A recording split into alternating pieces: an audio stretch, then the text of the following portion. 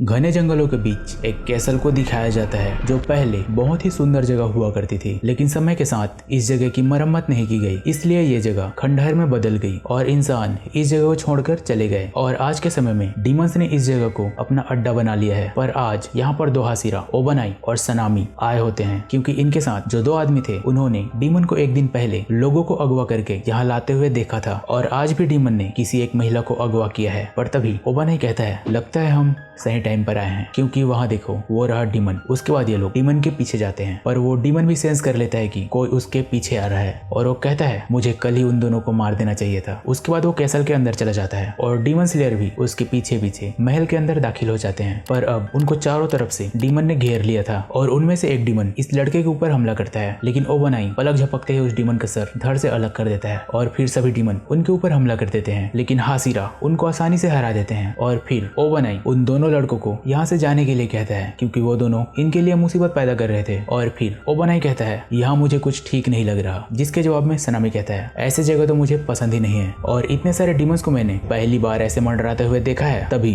ऊपर से उस महिला की आवाज आती है, हेल्प मी, और सनामी तुरंत से सेकंड फ्लोर पर चला जाता है। वहाँ पर बहुत सारे डीमंस उनका इंतजार कर रहे थे और फिर सनामी विंड ब्रीदिंग सेकंड फॉर्म का इस्तेमाल करके बस एक अटैक में सबको काट देता है। लेकिन जितने डीमंस यहाँ पर मरे थे उतने ही डीमंस वहाँ पर दोबारा आ जाते हैं। तभी ओबनाई भी वहाँ पर आ जाता है and Surf breathing fifth form से रास्ता क्लियर कर देता है और कहता है, सनामी वो लोग तुम्हारे बहुत पास आ गए थे। जिसपे सनामी, मैंने आपसे मदद नहीं मांगी थी, लेकिन ये सभी चीजें ये डीमन देख रहा था और उसे रियलाइज हो गया था कि ये लोग कोई नॉर्मल डीमन स्लेयर्स नहीं है, ये दोनों तो हासिरा हैं। और वो उस महिला को लेकर यहाँ से भागने लगता है, पर सनेमी उसे भागते हुए देख लेता है और कहता है उस लड़की को तुम हमारे हवाले कर दो अपने सिर के साथ। और सनेमी डीमंस को भयानक तरीके से मारते हुए आगे बढ़ता है, लेकिन डीमन को समझ नहीं आ रहा था कि वो इनसे पीछा कैसे छुड़ाए, इसलिए वो छत पर चला जाता है। और जब सनेमी वहाँ पर आता है तो बहुत सारे अलग तरह के डीमन उसे फिर से घेर लेते हैं। तभी वहाँ पर ओबनाई भी आ जाता है और कहता है मैं इन्हें देखता हूँ, तुम जाके उस लड़की को बचाओ। जिसके जवाब में सनेमी, हाँ मैं इन छोटे मोटे डीमन से लड़के उग गया हूँ, इन्हें तुम ही संभालो। उसके बाद ओबनाई सर्फ ब्रीदिंग थर्ड फॉर्म का इस्तेमाल करता है और सबको धूल बना देता है। दूसरी तरफ डीमन टूटे हुए छत के पास जाकर रुक जाता है और फिर सनेमी भी वहाँ पर पहुंच जाता है और कहता है तुम अपने पैदल सैनिकों से ये जंग नहीं जीत सकते, इसलिए हार मान लो। और उसके आसपास जितने भी डीमन थे उन्हें विंड ब्रीदिंग फोर्थ फॉर्म से काट के रख देता है। यह देख के उस डीमन की आंखें फटी की फटी रह जाती है और वो कहता है अगर ये इंसान तुम्हें इतना ही प्यारा है तो जाओ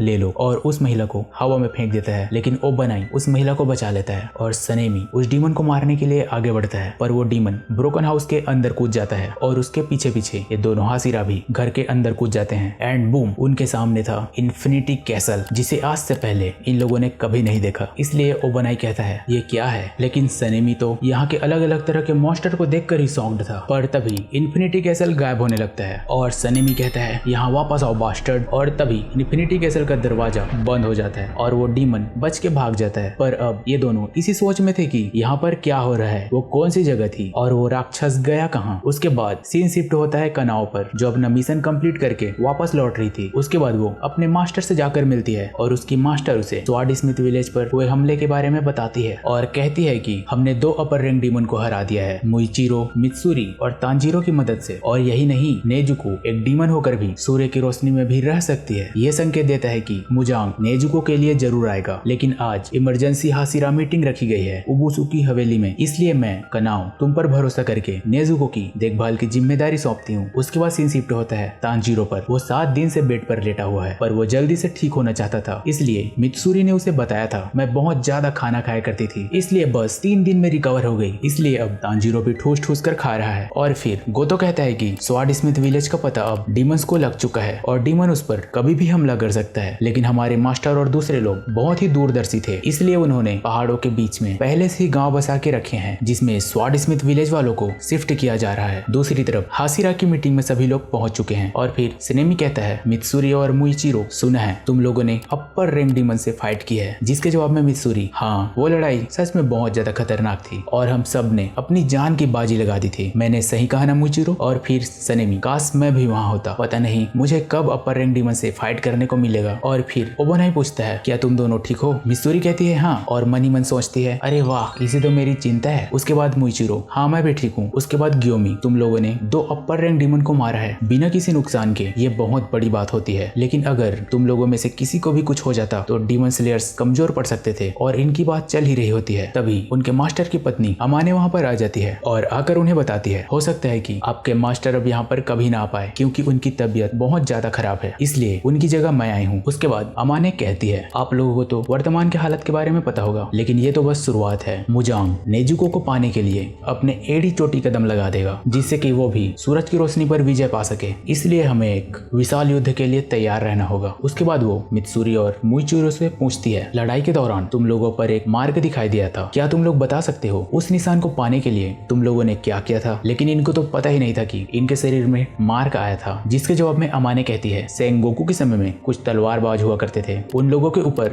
यह निशान पहली बार दिखाई दिया था और उन लोगों ने मुजांग को हार के कगार पर पहुंचा दिया था। और फिर सनामी पूछता है इस बात को इतना गुप्त क्यों रखा गया, हम लोग इस मार्क के बारे में पहली बार सुन रहे हैं। जिसके जवाब में अमाने कहती है उस समय के हासिरा कई बार खत्म होते होते बचे हैं, इसलिए कोई भी इस मार्क की जानकारी दूसरे पीढ़ी तक नहीं पहुंचा पाया। यही कारण है कि इसके बारे में हमें ज्यादा कुछ पता नहीं है, लेकिन हमारे पास उस समय की एक पुस्तक है जिसपे लिखा है कि अगर किसी व्यक्ति ने इस मार्क को जागृत कर लिया फिर उसके आसपास के सभी लोगों पर यह मार्क आ जाता है। और हमारे समय में भी एक व्यक्ति है जिसके ऊपर ये मार्क है, पर वो कोई हासिरा नहीं है और उसका नाम है तांजीरो। पर जब हमने उस निशान के बारे में तांजीरो से पूछा तो उसकी कोई भी बात हमारे समझ में नहीं आई। और जब तुम लोगों ने तांजीरो के साथ मिलकर 4th upper rank and 5th upper rank से फाइट किया तो उस वक्त तुम्हारे ऊपर भी ये मार्क दिखाई दिया, इसलिए मैं तुम लोगों से जानना चाहती हूँ मित्सुरी और मुइचिरो उस वक्त आखिर तुम लोगों के साथ हुआ क्या था? उसके बाद मित्सुरी जल्दी से एक्शन में आती है और कहती है लेडी अमाने तो बहुत खूबसूरत है, और फिर सभी लोग उसे ही देखने लगते हैं जिससे वो नर्वस हो जाती है और जल्दी जल्दी बताती है मुझे मेरा शरीर बहुत हल्का महसूस हुआ, मेरा दिल पागलों की तरह धड़क रहा था और मेरे कान बहुत तेज हो गए थे और मेरे हाथ किसी को मारना चाहते थे, बूम। लेकिन मित्सुरी का जवाब सुन के अमाने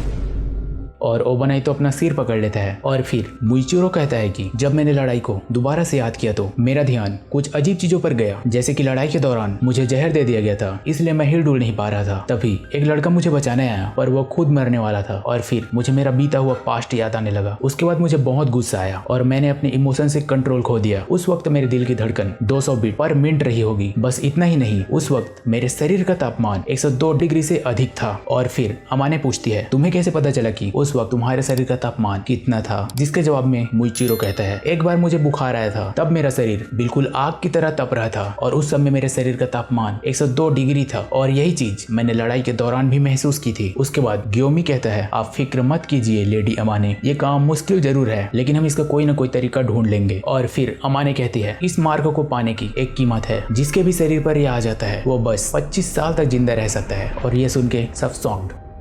उसके बाद गियो कहता है अब जब अमाने जा चुकी है तो मुझे भी इजाजत दो, पर सनेमी उसे रोकता है और कहता है हम अभी डिसाइड करेंगे कि आगे चल के किसका क्या काम रहेगा। जिसके जवाब में गियो बिल्कुल ही प्यार से कहता है मैं आप लोगों की तरह नहीं हूँ। लेकिन सनेमी इस बात पर भड़क जाता है क्योंकि गियो ने यह बात पहले भी कही थी और वो गियो से कहता है क्या तुम हम लोगों को कम समझते हो, चलो आओ और यहाँ पर बैठ जाओ। जिसपे मित्सुरी नहीं नहीं फाइट नहीं। उसके बाद गियोमी ताली बजाकर सबको शांत कर देता है और कहता है मेरे पास एक आइडिया है। उसके बाद सीन शिफ्ट होता है तांजीरो के ऊपर और वो अभी भी अपना पुराना काम ही कर रहा है। और फिर गोतो पूछता है वो 3 छोटे बच्चे कहाँ हैं और तुम्हारी बहन भी? जिसके जवाब में तांजीरो कहता है वो लोग साथ में खेल रहे हैं, जिससे नेजुको धीरे धीरे बोलना सीख रही है। जिस पर गोतो ये तो बहुत अच्छी बात है, लेकिन वो पीले बालों वाला लड़का जब उसके सामने आ जाएगा तब तो वो डर जाएगी। एंड अपना लेजेंडरी कैरेक्टर जेनेत्सु अपने मिशन से वापस आ चुका है और फिर उसकी नजर पड़ती है नेजुको पर एंड नेजुको भी उसे वेलकम होम कहती है। फिर क्या होना था, जेनेत्सु जाकर नेजुको का हाथ पकड़ लेता है और कहता है तुम चांद की रोशनी में बहुत खूबसूरत लग रही हो, लगता है मैं मर जाऊंगा। और क्या तुम मेरे लिए बोलना सीख रही हो? हम शादी करने वाले हैं क्या? और जब हमारी शादी हो जाएगी तो मैं तुम्हें हर दिन सूजी खिलाऊंगा। और फिर नेजुको बस एक ही शब्द बोलती है वेलकम होम इनोसुके।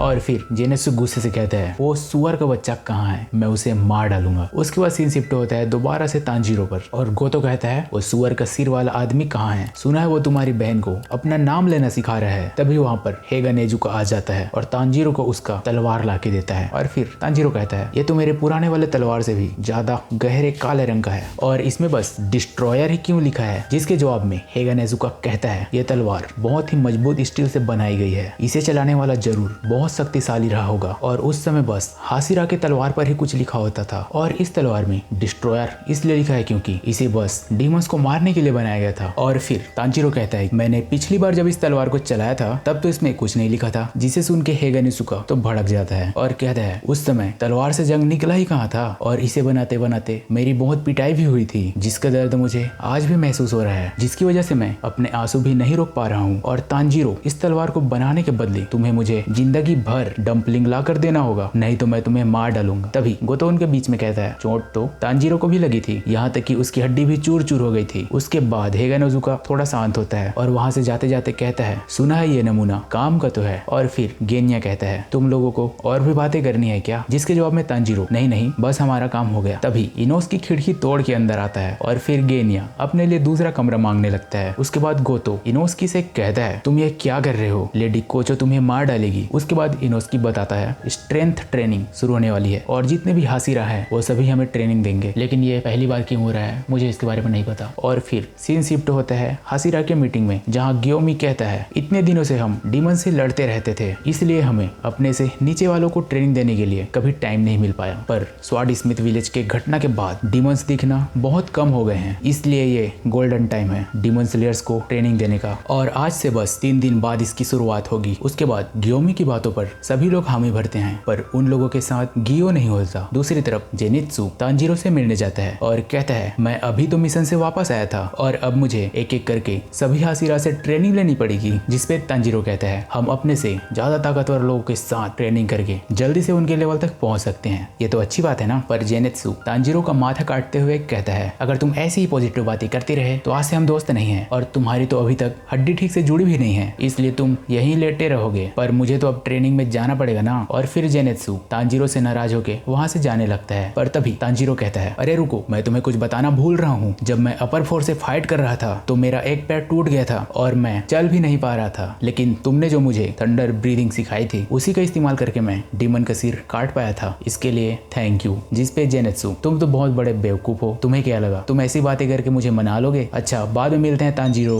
और जाते जाते मन ही मन कहता है लोग मेरी मदद के बगैर तो किसी काम के नहीं है, ला ला ला ला ला। और अब हासिरा ट्रेनिंग शुरू हो चुका है और सबसे पहले टेंगेन सबको स्ट्रेंथ ट्रेनिंग कराता है और वो कहता है जो भी अभी तुम कर रहे हो वो किसी काम का नहीं है, इसलिए तुम लोग ऐसे दौड़ो जैसे कि तुम्हारे पीछे कोई डीमन लगा है। और उनकी मदद के लिए टेंगेन की 3 बीवियां भी थी जिन्होंने सबके लिए खाने की व्यवस्था की थी। और यहाँ से ट्रेनिंग पूरा करने के बाद ये लोग जाएंगे मुइचिरो के पास जो कि इन्हें रैपिड मूवमेंट सिखाएगा, जिससे कि ये लोग किसी भी अटैक को दुगनी तेजी से कर पाएंगे। उसके बाद मित्सुरी इन्हें फ्लेक्सिबिलिटी ट्रेनिंग देगी और फिर ओबनाई जो इन्हें दोबारा से तलवारबाजी सिखाएगा और साथ साथ दुश्मन कहीं से भी हमला करे उनसे बचना भी। फिर ये लोग सनेमी के पास जाएंगे जिसे इन्फिनिटी कटिंग आती है और फिर आखिरी में ग्योमी जो इन लोगों को मसल ट्रेनिंग देगा एंड उसके बाद ये लोग एक ताकतवर डीमन स्लेयर बन जाएंगे। और इनके साथ साथ हासिरा भी अपने मार्ग को जगाने की ट्रेनिंग कर रहे हैं। दूसरी तरफ तांजीरो के पास एक कागा आता है और उसका माथा नोच के कहता है ये मास्टर का लेटर है, इसे बिना समय बर्बाद किए पढ़ो। और इस लेटर के पहले लाइन में लिखा था कि गियो हासिरा ट्रेनिंग में भाग नहीं ले रहा है। और इस लेटर में आगे क्या लिखा है वो तो एपिसोड 2 में ही पता चल पाएगा। उसके बाद हासिरा के मास्टर को दिखाया जाता है जो कि अब बेड में लेटे हुए हैं और उनसे अमाने कहती है आपके स्टूडेंट आपकी इच्छा पूरी करने के लिए लगातार कोशिश कर रहे हैं, वो लोग मुजांग को हरा के ही रहेंगे। उसके बाद कैमरा शिफ्ट होता है तमायो के ऊपर, वो अपना रिसर्च का काम कर रही थी। तभी उसके पास उबुसुकी का कागा आता है और कहता है गुड इवनिंग। पर तमायो तो उसे देखकर डर जाती है, जिस पर कागा उसे समझाता है आपको डरने की कोई जरूरत नहीं है, मैं आपको यहाँ नुकसान पहुंचाने नहीं आया हूँ। और फिर तमायो पूछती है कि तुम लोगों ने मुझे कैसे ढूंढा, जिसके जवाब में कागा कहता है हालांकि आपके छुपने का जवाब नहीं, पर मैंने सबसे पहले आपके मकान मालिक को ढूंढा, उसके बाद मैंने यूसीरो पर नजर रखना शुरू की और इस तरह मुझे आपके घर का रास्ता मिला। और फिर तमायो कहती है तुम लोगों को मुझसे क्या चाहिए, जिसके जवाब में कागा कहता है हमारे डीमन स्लेयर कॉर्प्स में एक लड़की है जिसे साइंस के बारे में अच्छी खासी समझ है और वो नेजुको के शरीर में आए बदलाव पर आपके साथ मिलकर काम करना चाहती है, इसलिए मैं आपको उबुसुकी उबुसुकी के मुख्यालय में आने का न्योता देने आया हूँ। जिसे सुन के तमायो कहती है, तुम लोग जानते हो कि मैं एक डीमन हूँ, फिर भी मुझे उबुसुकी के हेडक्वार्टर बुला रहे हो। और वो इस बात से बहुत ही ज्यादा सरप्राइज थी, साथ में बहुत ही ज्यादा खुश भी।